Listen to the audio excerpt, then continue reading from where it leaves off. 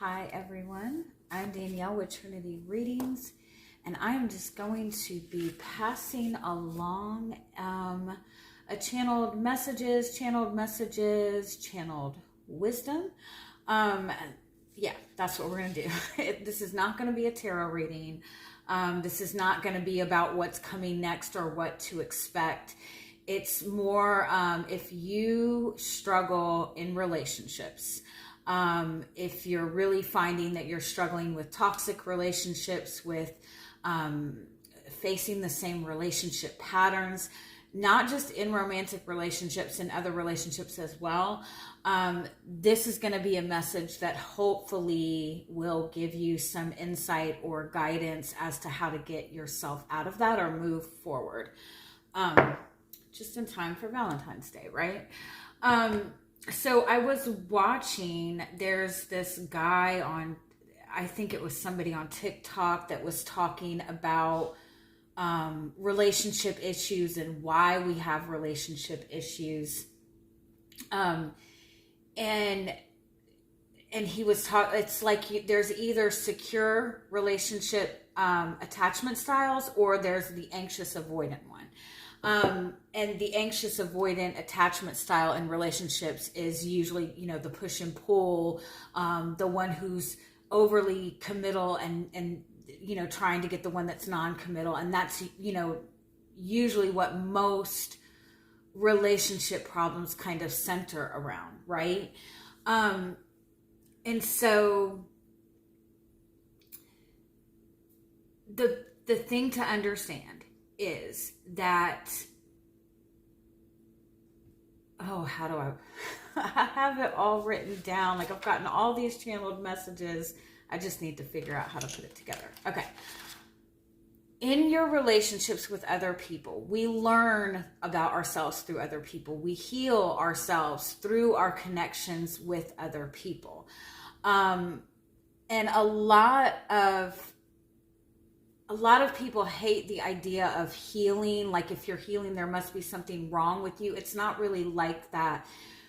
We all have childhood wounds. We all have a wounded inner child somewhere within us, right?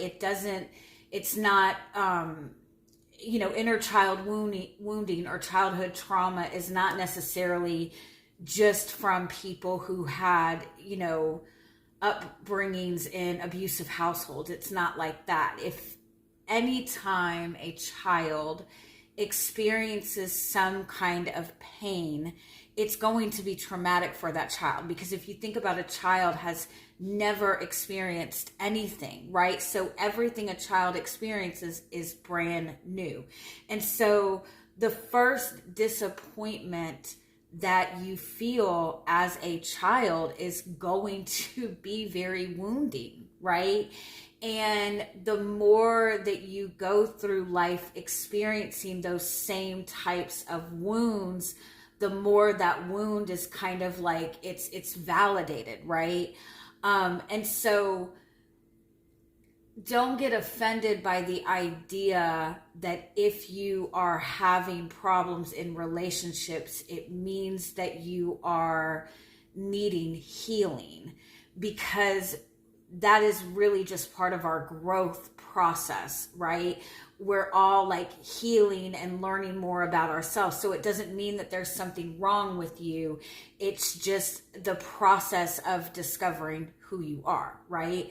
As a child, when you get wounded by something, it really affects you. If you really think back to your childhood, you probably have really strong and vivid memories of bad things that have happened, right? You probably, if you were ever like bullied in school, you probably have a very vivid memory of that. I have a very vivid memory of being in middle school and everybody making fun of me because I had Bobo shoes, like in the cafeteria. Like I remember like the faces of what everybody looked like.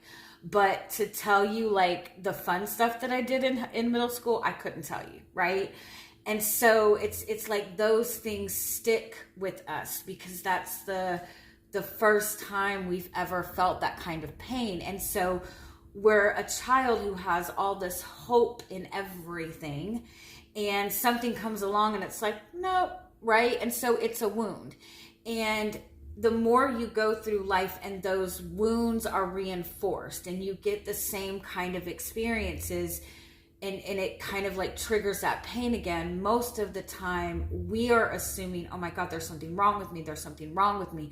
Or you get into victim space, right? Where you feel like everybody is around you, everybody is after you. But what it is when you get any kind of wound, any kind of pain, and you're not aware enough and understanding enough to address that wound and actually let yourself feel it and understand it and work through it, when you try to when that wound is pushed down, that wound creates like this energy within you. It's this energy that just kind of sits and gains more energy and gains more energy.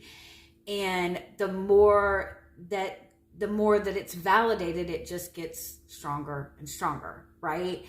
And that ends up being what is driving your energy, right? Everything is pulled to that wound because that wound wants to be acknowledged. That wound wants to be felt. It's your inner child saying, hey, I hurt myself. I got a boo-boo. Will somebody please take care of me? Is basically what it is. And so even the parents or the upbringings that had the best intentions, the best environment, any moment that as a child you experience that disappointment, it is going to create a wound. And if that is pushed down, which it usually, a lot of times it is, right? Because we think that we're supposed to do this, right? So it's pushed down and pushed down.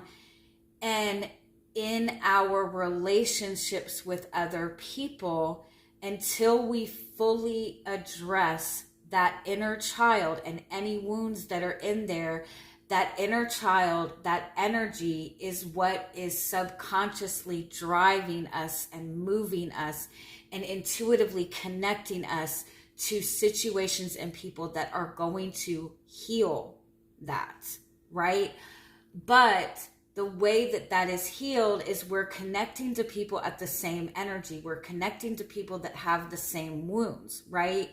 And so the only way to heal those wounds is to experience and feel it and understand it and dig deep into what it means for you. Let yourself feel it, address what it makes you perceive about yourself, right?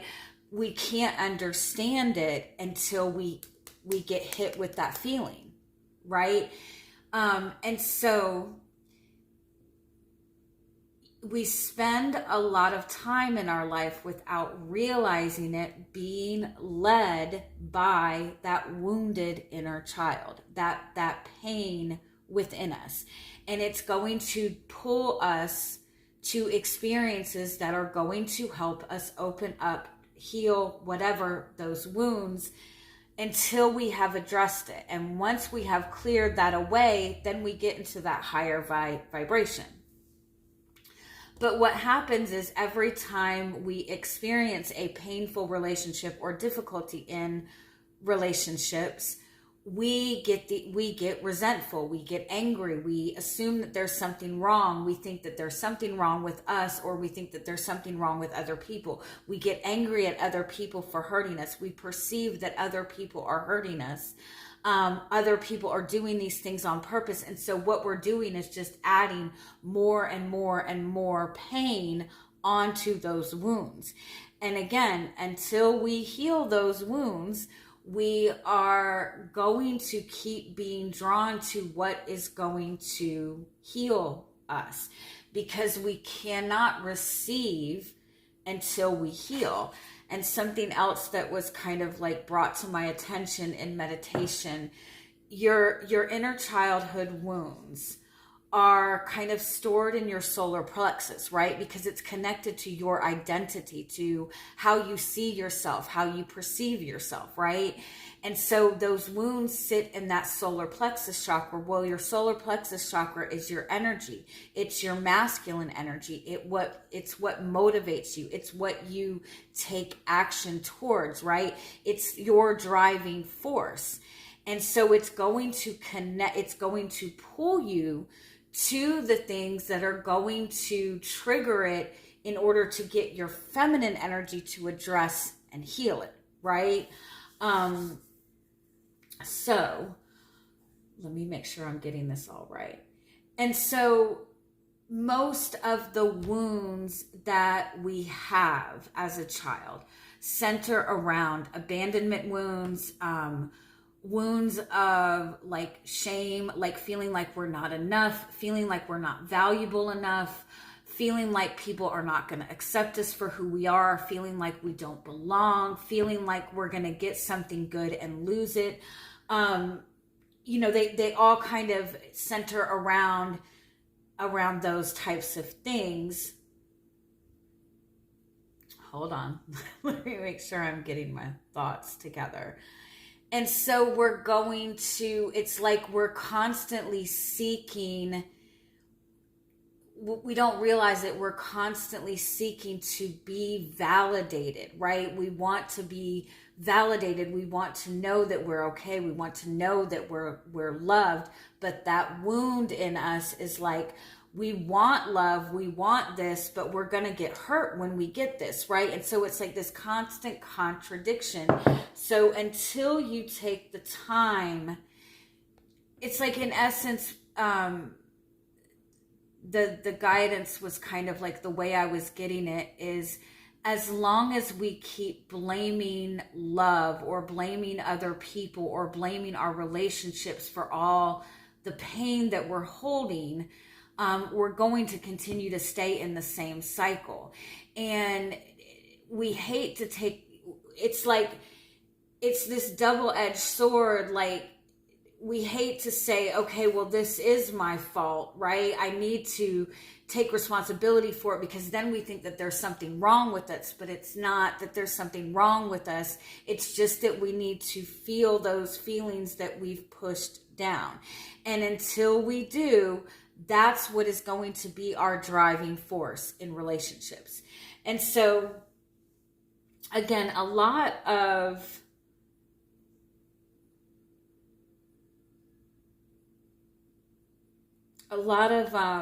the relationship problems, right? Most toxic relationships, most relationship issues are centered around that kind of avoidant, anxious attachment style, right? You have one person that is very, overly dependent on the connection, on validation from the other person, on needing that person to constantly, connect with them and validate them and make them feel secure, to reassure them, that they're not going to leave them behind, that they're not going to abandon them, right? But that is an ego thing, right? As long as we need something else to validate us or to make us feel safe or make us feel secure, we will always feel controlled by that situation, right? And so it will keep the anxious person in that cycle. They're never going to get enough validation, right? Because the reason that they're needing validation is there is a fear in them that they will be abandoned. It's not a logical fear. It's not logical, right? And no other person can validate you enough to make you feel secure. And so the anxious person is needing so much from the avoidant person. They're needing so much attention. And the more that they're needing from that person, that other person is avoidant, not wanting to deal with that emotions, not wanting to connect themselves that much to somebody. And it's for the same purpose. They both have the same wound. An avoidant person has an abandonment wound just as much as an anxious person do. They just both people deal with it in a different way, right? You have one person that is going to try to cling to everything they possibly can, and another person who is going to try to avoid intimacy at all costs so they don't get hurt, right? And so the anxious person is mad at the avoidant person for pushing them away, but the avoidant person is mad at the anxious person for being so clingy, right? Both people are building up resentment. Both people are just adding fuel to that fire. And the triggering for the healing is going to come in the relationships, but the actual healing itself will not come from a relationship. It will come from you recognizing the triggers and the wounds and sitting down and going, okay, where is this coming from, right? And actually feeling the feelings, addressing what it means, addressing why you have that fear, where that fear started from, and reparenting that inner child. But we always want to put it on another person, right? We always want to blame it on another person, or hold on to that pain and hold on to that resentment, because that's easier than sitting and actually feeling the feelings. And that's another thing too. Most of the time when we feel anything that is not good, we assume that it's bad, and we do everything we can to push that feeling down, to get out of that feeling as quickly as possible. But healing comes from feeling the emotions and addressing them, because it's your inner child. Your inner child just wants to be told, this is not bad to feel this, right?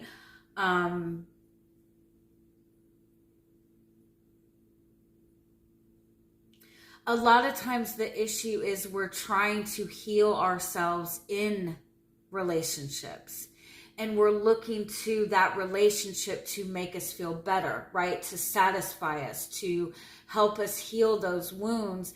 But if you are wounded and stepping into a relationship, then like attracts like, the other person you're connecting to is wounded as well, okay? And you're just transferring those wounds back and forth to each other. And even if those wounds are worked through in that relationship, the relationship began on a false premise. It began on a foundation of two wounded people. And so most of the time in a relationship, you're always trying to get back to that beginning feeling. But when it starts on a wounded thing, that's what a trauma bond is, right? And so it's like existing on that foundation of trauma. And so that's why it's difficult to heal in a relationship. And it's more effective to kind of pull yourself out and really adjust those wounds that have been triggered without attaching it to another person, right? That's what makes it easier. And that's what brings out your authenticity and not that wounded version of you. And once you can step into a relationship in authenticity, the person that you're it's an authentic relationship, right? And that's what makes it grow.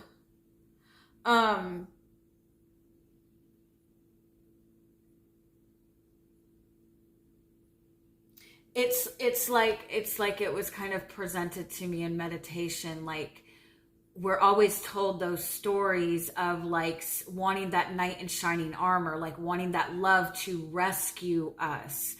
But that desire to have love because you believe that love is going to be that ultimate feeling to make you suddenly feel validated, that is coming from that inner child that wants to be saved, that dealt with something painful and it wasn't addressed in the way that it needed to be addressed, right?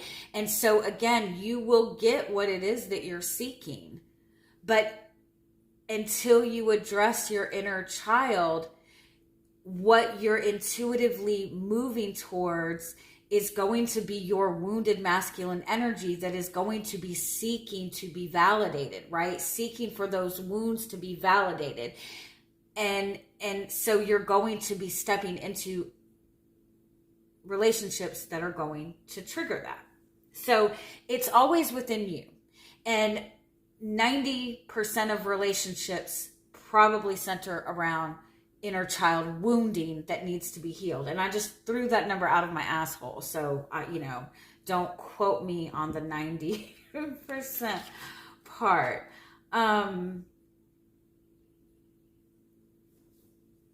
Did I get all of the messages I wanted to? At the same time, something else that was brought to my attention, people always say, oh, I feel like the desire to feel like you're a healer for other people, right? It's likely because you're subconsciously wanting to lift people up to your energy. You know what I'm saying? Like if you feel that you've already healed these issues and you keep connecting yourself to people that are quote broken because you feel if I can heal these people and bring them up to my, to this good energy and this good level, then they can give me what they want. But that is still an inner child wound as well, right? It's like you're needing to fix something. You're needing to nurture something. You don't feel that you can get what you want by staying authentic. And so you feel like you have to fix people to bring them up to you. Right. And, healing it's a good thing to want to heal people, but we're not going to heal people by validating their ego. And 9 times out of 10, the things that you do where you think you are helping and healing somebody by giving them all of that extra love for example, if you're dating somebody who is a very insecure person and a very, very jealous person, and you feel like, oh, this person has always been abandoned. They have abandonment wounds. They've been cheated on. I need to show them what real love is. So I am going to show them that they can always count on me, that I will always be there for them.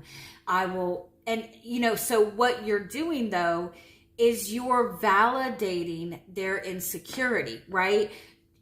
The anxious avoidant thing, right? So if somebody is needing that constant validation, that's their ego needing that validation. That's not what their soul is wanting. That's not unconditional love. Unconditional love is not validating, right?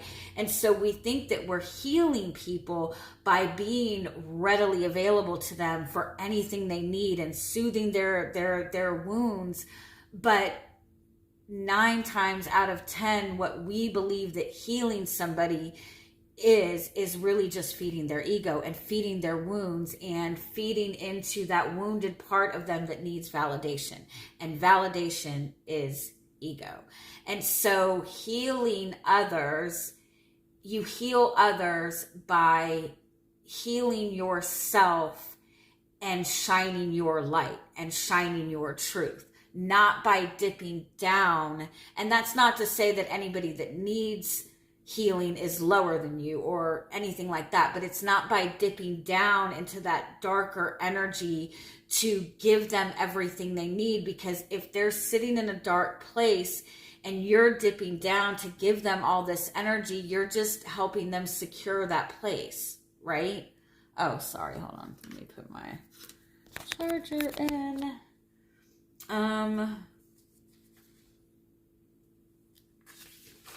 I think that's it on that, right? Let me make sure, right? I'm asking you.